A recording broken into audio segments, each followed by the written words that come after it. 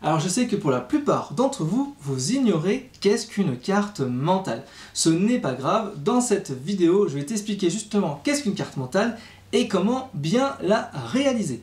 Alors, il faut savoir concrètement que lorsque vous avez un cours qui fait environ 15 pages, votre cerveau est totalement incapable d'apprendre ces 15 pages de cours par cœur à un instant T. Et c'est tout à fait normal. Notre cerveau n'assimile que 5% à 10% de ce qu'on va lui demander. Alors, comment faire justement pour apprendre ces fameux 15 pages, donc ces 100%, sans faire trop d'efforts? Et bien, justement, c'est cette fameuse technique de la carte mentale. Alors, il y a plusieurs strates. Première chose, quand vous avez un cours de 15 pages, vous allez d'abord faire, en général, vous faites tous une fiche. Alors, une fiche, ça correspond à 2, 3, 4 pages grand maximum de ces 15 pages. C'est-à-dire que, globalement, vous réduisez à seulement 25% de sa capacité. Ce qui est plutôt déjà un très bon début et plutôt une bonne chose. Maintenant, ce n'est pas suffisant puisqu'il va falloir apprendre l'ensemble de ce cours, mais il va falloir y aller étape par étape. C'est là qu'intervient la fameuse carte mentale. La carte mentale, je vais vous présenter un peu qu'est-ce que c'est. Ça se présente sous un format paysage. Donc pourquoi un format paysage? Tout simplement parce que notre champ visuel est environ de 160. Donc ce qui fait qu'on a un plus grand champ visuel en format paysage. On voit bien que si on est en format portrait, on perd énormément de champ visuel et donc on perd de l'espace de mémoire.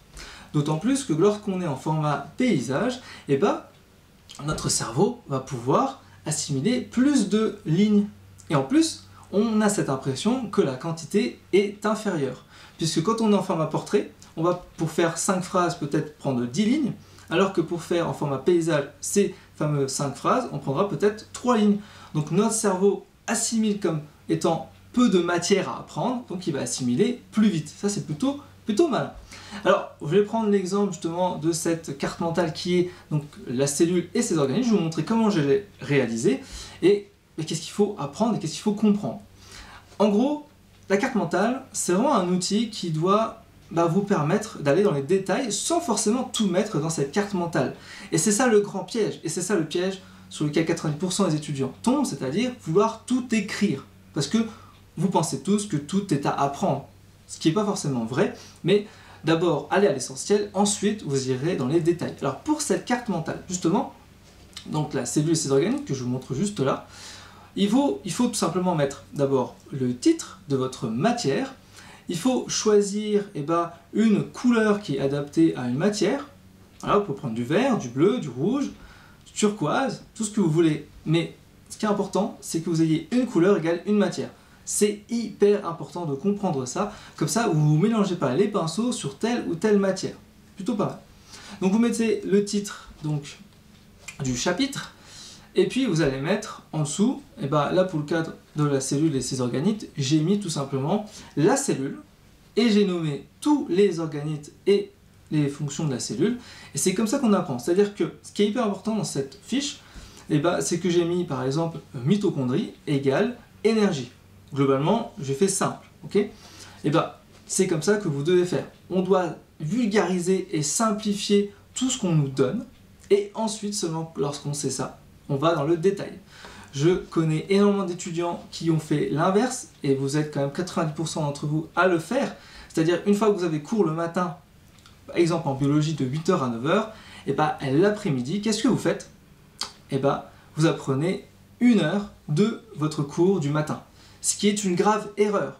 Commencez d'abord par regarder l'essentiel, c'est-à-dire les chapitres, les sous-chapitres, les mots-clés, et vous en faites une carte mentale.